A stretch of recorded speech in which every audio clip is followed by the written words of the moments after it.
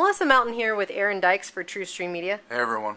Hey, today up at Activist Post, there's a story called Insane 9/11 Homework Assignment Highlights Trauma-Based Education.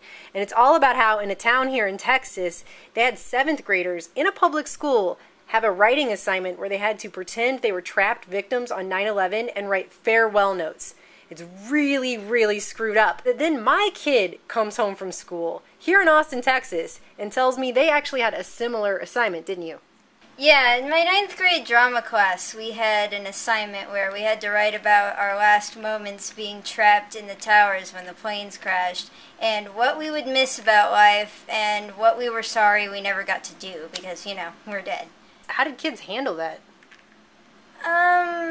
They didn't seem like I seemed like the only one who minded. No one else seemed to really care all that much.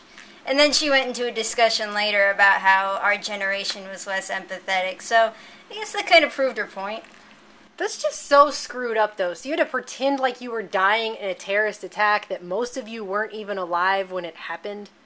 Yeah, pretty much. I mean, Aaron, what the hell? Well, just off the bat, it's pretty clear that the original person who had written a story about this trauma, they had used the right word.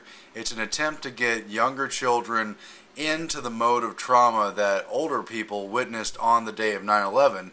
Now, as you mentioned, many of these students either weren't alive at the time of 9/11 or they were very young and probably didn't directly follow any of the news accounts.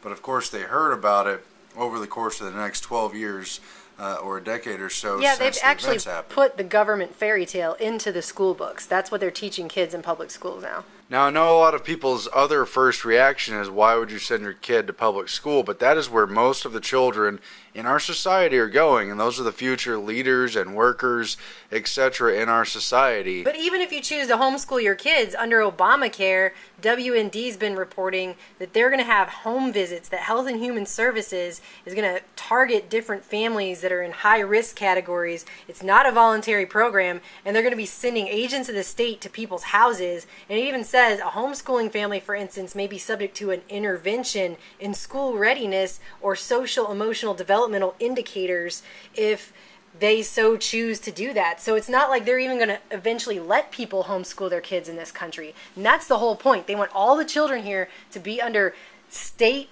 indoctrination. Yeah, so it's getting them to empathize with the terror and trauma of an event that was highly scripted and highly politicized and largely fictional, but at the same time, it's just freaking them out. And even it's like having them write suicide notes.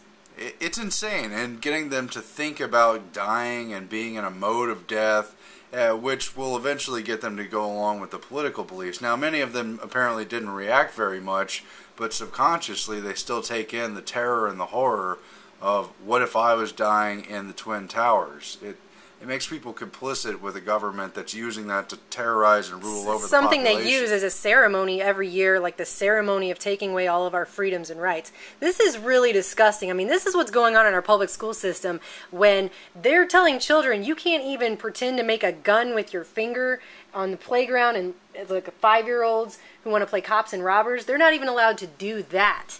They get suspended, they get sent home, they get in trouble, they get ostracized in front of their classroom. They get ostracized in front of their classroom for drawing a picture of a gun on a piece of paper. Yeah. And yet they can somehow turn around in the same school system and tell our kids to pretend they're being killed by terrorists in a mass death ritual?